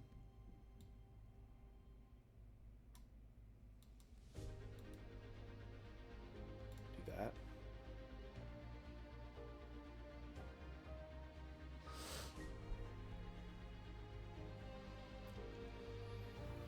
Paste. So yeah, that's kind of what I was just going over there. Yeah, so your bronze character is the first copy you find. The second copy you find is silver, and it gives you a bonus shop. So it's essentially free to take. You take it and you get another shop right away. So you're never penalized for taking a silver. You just get that shop back again. So if you have two bronzes and a silver in your shop and you don't like any of them, you take the silver and you just get a free bonus shop. Even if you bank it, even if you drag it up here, you still get the bonus shop. So silvers are essentially free. And then goldens, instead of giving you a bonus shop, they give you a shop of treasures. So you basically say, hey, if you take a golden, you get a treasure. So silvers give you a bonus shop, goldens give you a treasure. So it is very, very valuable to take silvers and golds for sure.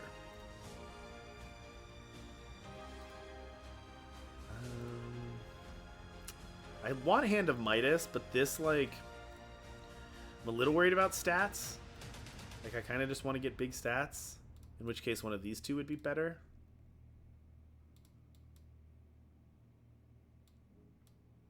Alright, we'll take that Nessie. Starstone's pretty good when it comes to stats.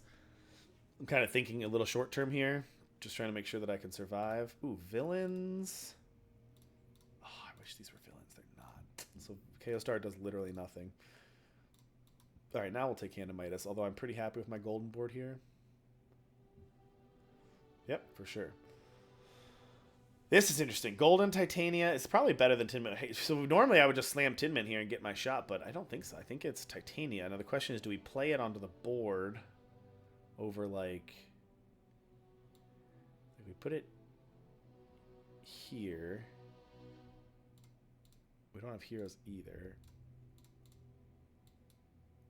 And then we'll put this here and put this here. Silver that. Big, but not big enough. Oh, I did it again. Darn it. That is awful. That's the third time I meant to cast the spell. Sorry. Sorry for the misclicks. Yeah, it might, the auto mod might block it, but I can approve it if you do post it, yeah.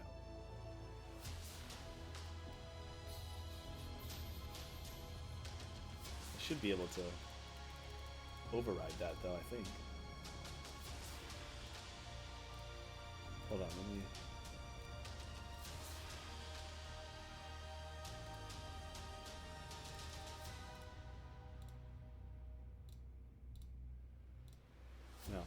think I can override it, but maybe not. Recruit abilities or farewell abilities? No, I guess it's just Energizer here.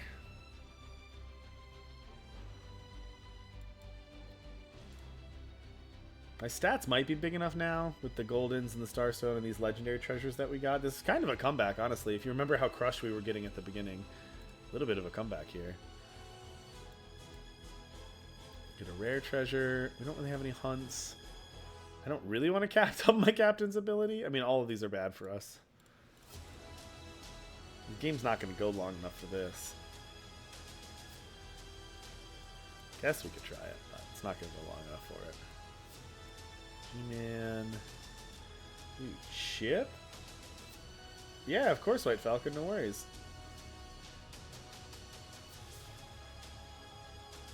Alright, does chip do anything here? Not really. We don't have the chip set up. We don't have any mages. The chip set up. I'm going to bank chip to maybe get it next turn. It's not going to matter. We should just win right here. Alright.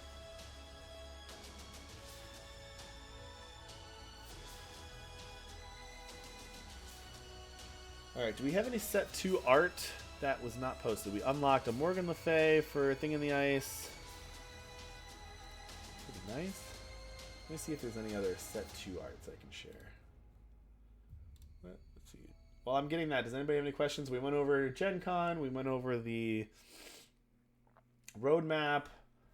Well, we talked about set 2 a bit. Is there anything else we were going to talk about that we didn't go over yet?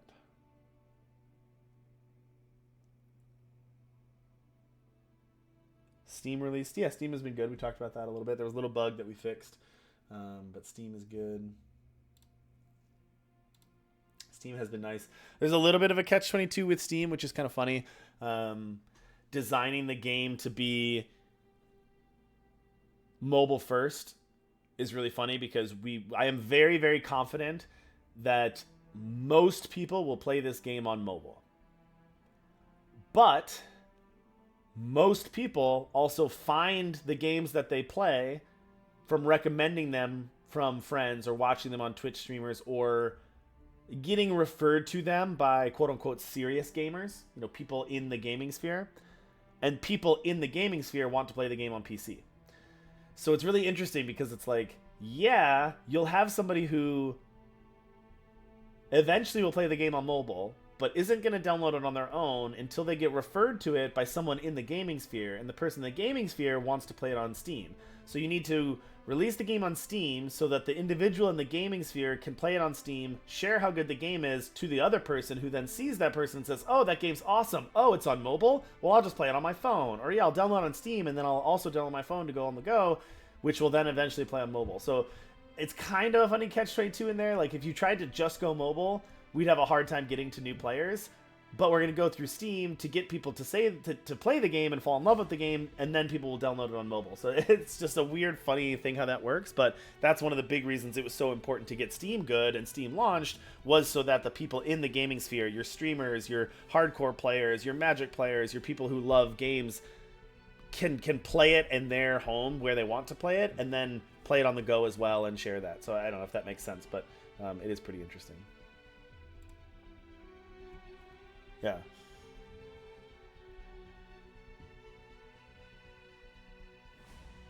Alexis, are you still in chat? I see it on my phone. It's possible that you have to have already done it, maybe? I don't know.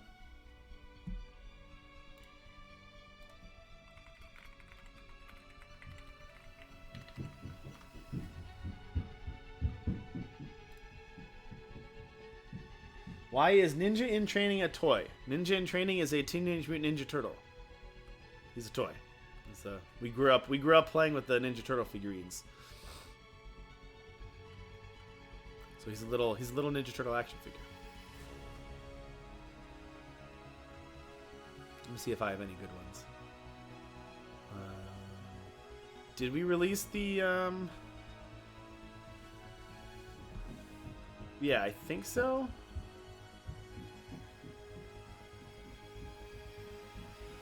See some art that we can show here.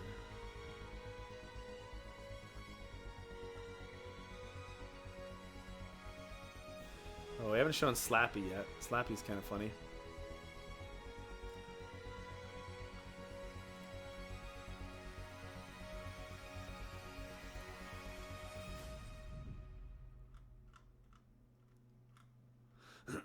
Sorry, just getting a couple random art pieces for y'all to see. I'll show you that one. That one's one of my funny ones.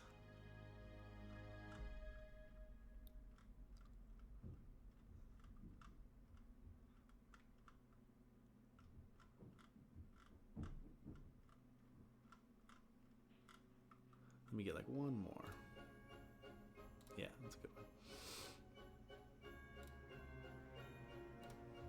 All right.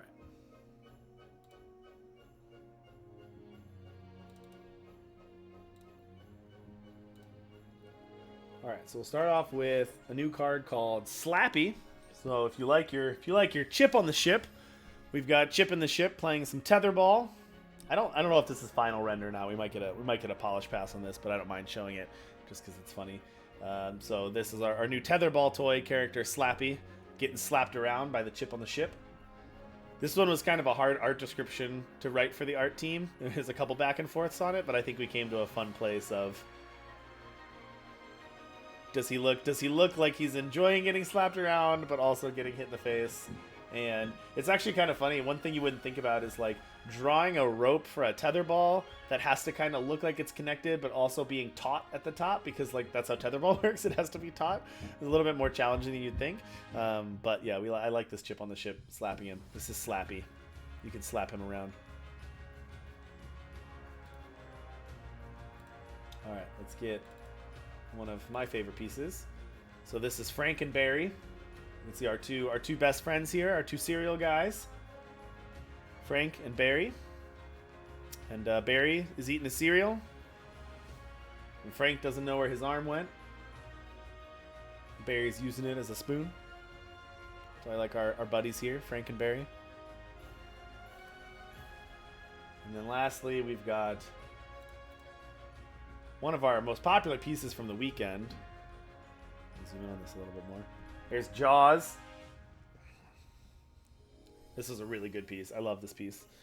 Jaws. He is... I don't think he is not candy, but I'll give you a hint. He can generate a candy treasure. Does anyone have any guesses as to what treasure Jaws can make? Haha! Jawbreakers? Jaws breakers? Jaws breakers? Yeah, maybe. Jaws with jawbreakers. We're so clever. Aren't we so clever? Actually, that's speaking of clever, that's actually a fun story. So some of our reviews, we got some comments on Steam and some comments in different places and on Twitch chats, which is so funny to me because like I'm learning that there's a fine line between making puns and trying to be clever and people thinking that things are made of AI. And it's like, what a world we live in that like you have to be careful telling jokes anymore because people think that something that isn't like straightforward is AI now. So like we got some feedback from somebody who saw Two Blind Mice and they told us, and they were like, well, this is AI, right? Because like the joke is supposed to be Three Blind Mice. Like that's what the name is called. It's Three Blind Mice, not Two Blind Mice. So this must be AI. And it's like, no, we're just trying to make a joke here. And like when you get the third copy, it's Three Blind Mice. And there was a couple other ones too, where it just like it was just a whoosh moment, and I was like, no, just that's not how that works. But yeah, it is what a world we live in 2025. We're very happy to say we use zero AI. All of this art is hand drawn by our talented team of artists. But yeah, it is kind of funny some of the jokes that just kind of go over people's heads and don't realize are jokes and not mistaken AI. Pretty funny. So yeah, I'll think of Jaws might be another one there too. Yeah, collector's extra finger. We had one. Oh, what was it? There's one of these that was... We actually changed one of those for that exact reason. What was it? Early on. The card has changed a little bit. It's what's his face? Mysterio. I think it's Mysterio. It was Mysterio. I don't know. It was something like that. Oh no, it was this guy. It was the wizard. It was the mage who. It was the mage who wants shops. Elminster. So this was originally in the early design file. This was cast 6 spells in a turn. It wasn't 4, it was 6. And so the original art for this had like a mage holding up his hand with 6 fingers as like a joke about 6 spells. And then like it lasted in there for a while, but then like, yeah, little by little we started to realize like we can't like make that joke. Like people are just going to see that and they're not going to get it. And they're just going to see him with 6 fingers and like totally miss the joke that it was 6 and think that it was AI. And then obviously when the quest changed from 5 and then down to 4, it was like, well, that joke doesn't even land anymore. So like we just shouldn't do it. But yeah, that we did have a couple 6-finger jokes in there too. But yeah, it's, if you ever hear the story, some people say the National Park Service or something said one time that like there's a big overlap between the smartest bears and the dumbest humans and smartest bears. There's a big overlap, so it's hard to design trash cans that humans can open and bears can't. Well, I kind of feel like it's there. It's like there's a fine overlap between us being too clever and trying to make puns and trying to make jokes about the world, while people not realizing that they're jokes and thinking that we're AI or making mistakes. It's pretty funny. All right, we'll try Charon for our last run here. All right, so Charon is difficult to play with, but your first character has farewell +1/+1, and when you replace a golden character, improve it by +5/+5. So we want to replace a lot of golden characters, and we want things to get permanent stats. So toys are good in slot 1. Other things too. We're gonna put an egg there. I usually never take a turn 1 egg, but I'm just gonna do it because I'll put this here. All right, so our egg now has attack. I will take a silver egg. Yeah, we can monkey. All right, we're gonna put Busted Bot there. So a little weird positioning here, but we're gonna put Busted Bot just so we get 2 bites of the apple then. We're not gonna get any bites of the apple because our O2 in slot 1 didn't die. It's interesting. Okay, we'll put egg there. That's fine. It's not at all how I thought that was gonna go. Take lots of care. We don't want to cast a lot of spells. We want to take a lot of characters so that we can get goldens and replace them, because we really want to buff that buff as much as possible. That was poisonous, exactly. All right, what do we get? All right, not bad, but it's fine. Okay, what do we want here? Do we want an Ahab? Let's get Pirate. All right, take Slam Silver. We want to really slam silvers and golds for sure. I'm gonna bank this. Or do we silver? Is it worth silver mooning something? It can't be right. That can't be the right play.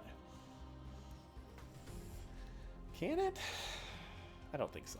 I think that's not the right play. So, get another silver. All right, there we go. Unfortunately, we have to replace our Tink, but that's okay. Yeah, we're going to Lich King's Heart, just buy us a little bit more time, because we're trying to do something fun here. So let's buy ourselves a little more time. Now we have to replace our Tink with a Flying Monkey. Do that. Boom. I don't think I'm going to get a lot of quests, but we'll take the potion just in case, because I think we have time to figure it out. And then we will Stepsisters here. Engine is rolling. That's right. We got to replace this one. I should have replaced. Did I not replace this? Where did I put that? What did I do? I did that wrong. I thought I did it right, and now I'm realizing I did it wrong. It's all right. I'll do it right this time. Goodie bag over monkey. We'll put that here. Thought I did it right. I did not. Parrot here. You're good.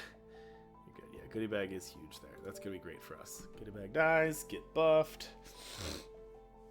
Unfortunately, it's gonna delay a turn on the buff, but that's totally fine. Not worried about that. Boom. Get another one. Slot buff, pirates, animals.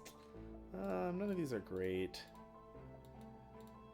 don't have any slot buffs. I guess we'll do this. Just get some stats. Phil's not bad either, although it's a little awkward. That's why we do slot 1. You can't really take advantage of Phil there, but we'll put Phil here, though. And we'll take Ironcast Dragon here. What's our buff now? Our buff's at 11. Hopefully we get more goldens. We're basically like, don't take a spell for the most part. Unless it's like a really, really good spell. Oh, we're actually going to tie that. Wow. But that's okay. Our goodie bag's getting big. We'll bank Wizard. There we go. Let's get a golden Tin Man. We got to put it on our board. So we'll do it over Jack. Do it over Blackbeard's Parrot. I do like legendary spells. Ooh. Ooh. Roll the... Spin the wheel? Spin the wheel? Spin the wheel. Ooh. These are good choices. I would say that it's late for Trash Panda, except we have Ironcast Dragon. Although, but we don't want to cast spells, though. It's probably Dungeon Master. These two want spells. I think it's Dungeon Master. That works. That one works the best of the 3 with Charon. But that is funny. Those are 3 really good captain choices. Are we gonna lose this? We're actually a little bit behind here. Yeah, we're gonna lose to that Frankenstein. Wow. All right. That's fine. No big deal. I think Eureka, though, is one you can do. I think Eureka is good enough. Eureka on Ironcast Dragon's good enough where we can pass. We can pass on a turn to do that, because we get our bonus shops anyway. Yeah, I mean, I would love Captain Hook, but let's just do it again. I mean, Eureka's free. Alright, Busted Bot. Take every silver we can find. Ooh, Sorcerer's Mop? Don't mind if I do. Mixo on the Sorcerer's Mop. And then we'll take Frankie. Alright, not a huge Mixo on the Sorcerer's Mop, but it'll work well with Goodie Bag and Phil. That was a much easier win that time. Alright, let's go Robin. Silver Iron Castle. I could take Snap Dart too. Silver Goodie Bag. Merlin. Haha, come back, Phil. Haha, come back, Goodie Bag. Ooh, we got Penny again. Nice. Come back, Phil. Get another summoner for slot 2. Oh, we're still gonna lose? What? I thought we had such a good thing going there. How's our slot bust look? Not enough. Dawn. Sure. Golden Ironcast Dragon. I hate that we're gonna have to do it. Oh. Oh, it's gotta be Double Parting Gift. It has to be. It has to be. The problem with Double Parting Gift is it's not gonna have any room. I mean, this is insane too. All of these are insane. All 3 of these are insane with this. The problem, it has to be Parting Gift, right? The problem is that you had to move this. Now maybe we can just move the Goodie Bag. Goodness gracious. I mean, now we just look for any summoners, right? Like, do we just do this just to do it?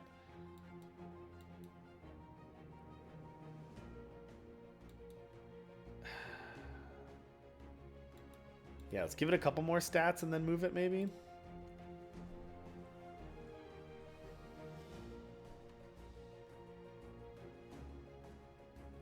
I mean, pretty solid, though. That's a good setup. Double Parting Gift with... Oh, and we get the... Yeah, and we get this, too. Just insane. It didn't even die.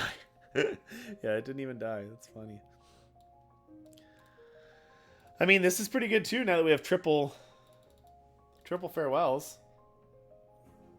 Yeah, you could put slot. You could put that in there.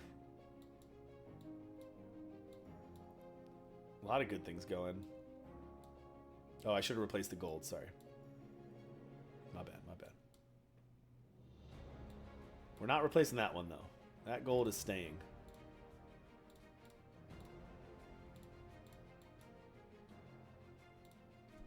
All right. Let's get some crazy farewells on that. Space. Get Phil's back. Okay. Get Phil back. Can only have I can only have spot for one. Okay, good. Good. Good. Yep. And now our Hydra's huge. Let's see. Ninja training. Yeah, I mean, we could also get Mop, but like, I don't know. I mean, it's hard to go wrong with this board. There's a lot of stuff we could do.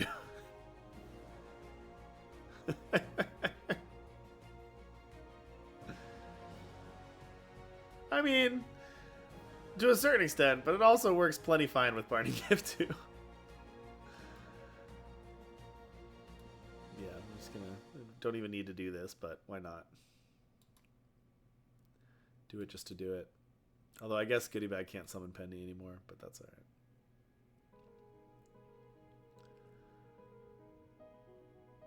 alright. Aw, Phil attacked. Alright, we'll just Goodie Bag instead.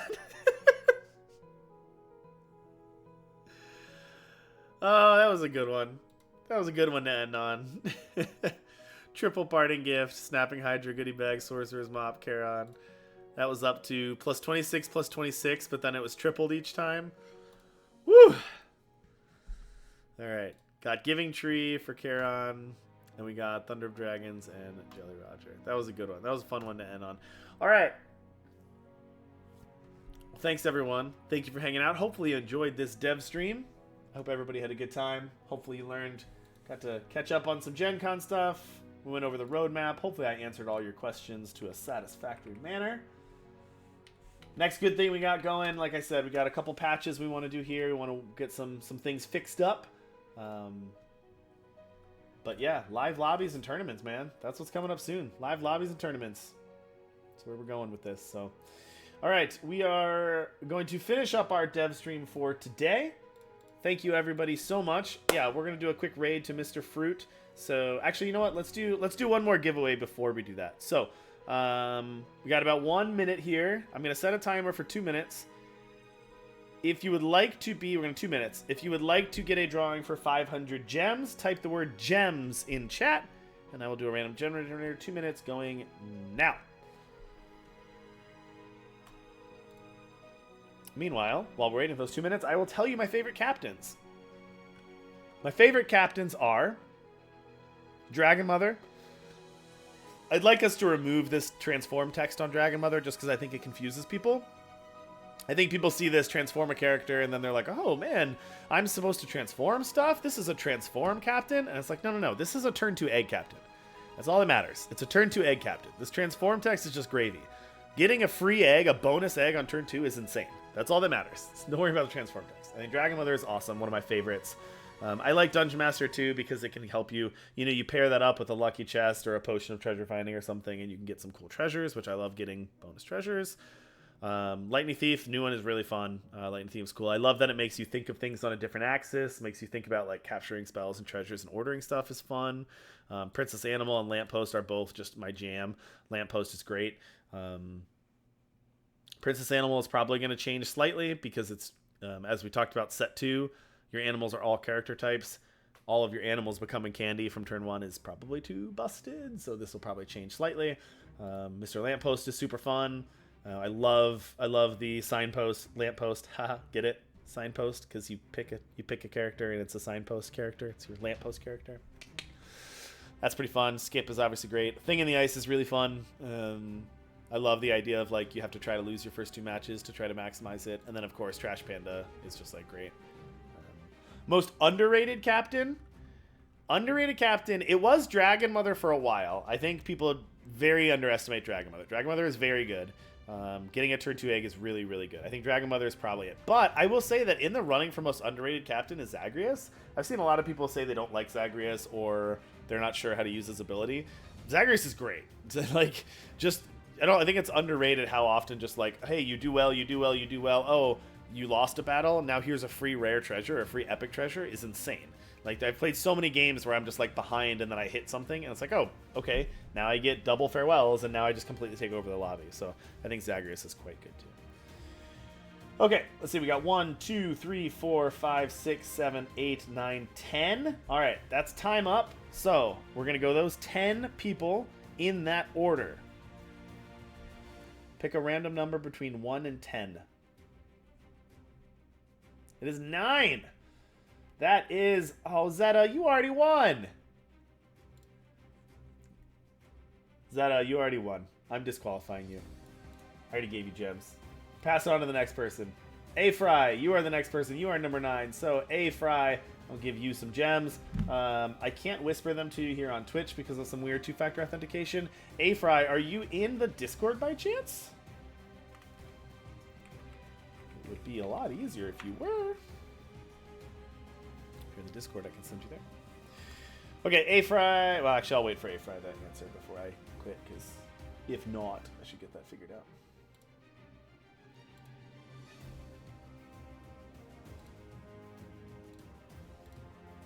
You're not in the Discord. Okay. Well, we will figure it out. I'll get you a code. Oh, you are? Oh, you are? Oh, okay. You are? You're not? Are you asking me if you are? I don't know if I can answer that question. You tell me if you're in the Discord. Zach or Scott, is there a better way for me to send A Fry a code since I can't whisper? Oh, you are? FF?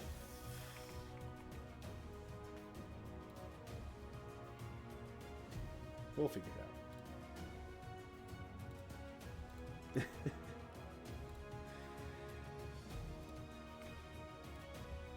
All right. Well, A Fry, I've got one for you. Yuck and I, we can figure out how to get it to you. I'm gonna end the stream. We're gonna raid here in a second. Well, yeah. Can you whisper to each other? Scott, are you able to whisper? Scott, can you send A Fry a whisper?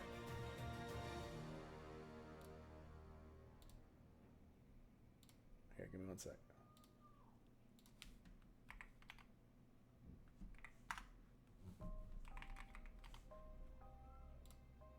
Ah, cool. Okay. I'll send it to both of you. Cool. That'll work. All right. Cool. They will hook you up. All right, everybody. Thank you so much for the stream. Really appreciate hanging out. We are going to hang out, go see Mr. Fruit. So thanks anyway. We'll be back next Tuesday, same time, for another dev stream. So thank you so much, everybody. Thanks for joining us. And we are going to raid Mr. Fruit. Tell Mr. Fruit how much you love Galaxy, how much you love watching Galaxy, and how you want to see more people stream Galaxy. Please leave a review on Steam. That would be super helpful to us. We really appreciate it. Also, if you have a streamer that you like or streamers that you like, please spread the word around. Tell them that Galaxy is available on Steam now. We'd love to get more people streaming the game. If you want to give streaming a try, please do it. We'll help you out however we can. We're happy to give streamers gem codes. We're happy to help them out however we can. So please spread the word. We'd love to start spreading the game a little bit here on Twitch. Thanks, everybody. Have a great week, and we'll see you next week for another dev stream. See you later.